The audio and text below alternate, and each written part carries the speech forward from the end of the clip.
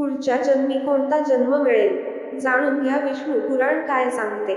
मृत्यू हा आत्म्याच्या प्रवासाचा एक टप्पा मानला जातो, कारण शेवट हा शरीराचा असतो, आत्म्याचा नाही. असं म्हणतात की आत्म्याचा प्रवास एका शरीरापर्यंत नसतो, त्याला अनेक देहातून जावे लागते आणि प्रत्येक शरीराला भेटण्यामागे काही ना काही कारण असते. हे विष्णू पुराण, गीता आणि इतर शास्त्रांमध्ये सांगितले आहे. परंतु आत्म्याचे ध्येय भटकणे नाही, तर त्याला परत्व म्हणजेच मोक्ष प्राप्त करणे आवश्यक आहे.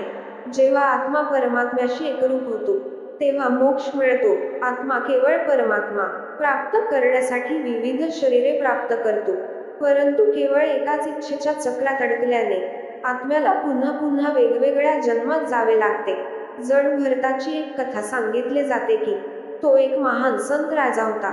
तो धार्मिक होता आणि लोकांची काळजीही घेत असे.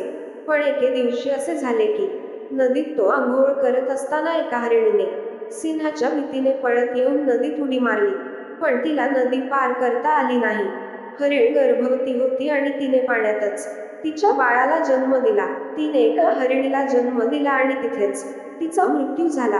ते मूल पाहून राजाला दया आली आणि त्यांनी त्या हरिणीच्या बाळाला आपल्या महालात नेले. जडभरत राजाने त्या हरणाचे आपल्या मुलाप्रमाणे संगोपन सुरू केले.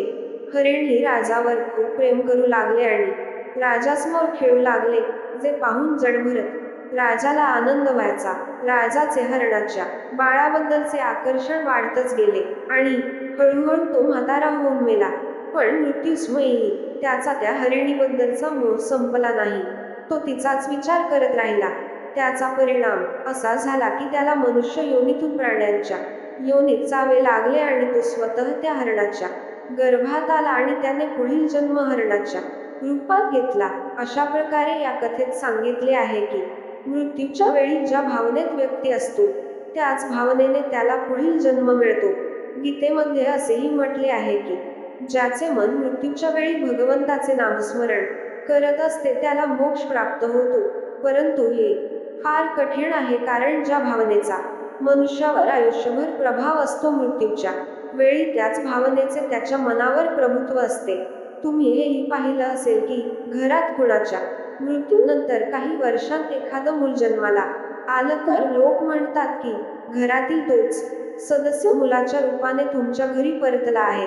वास्तविक हे त्या व्यक्तीची त्याच्या कुटुंबाप्रती असलेलं प्रेम आणि मोह दर्शवते, कारण माणूस आपल्या वासना आणि कुटुंबाशी असलेला मोह यातून लवकर मुक्त होऊ शकत नाही. गरुड पुराणात कर्माचे महत्त्व सांगितले आहे. त्यानुसार मनुष्य जे कर्म करतो त्याला पुढचा जन्म मिळतो. म्हणूनच कर्म आणि कामना या दोन्ही गोष्टी माणसाच्या पुढील जन्माचे कारण मानले जाते.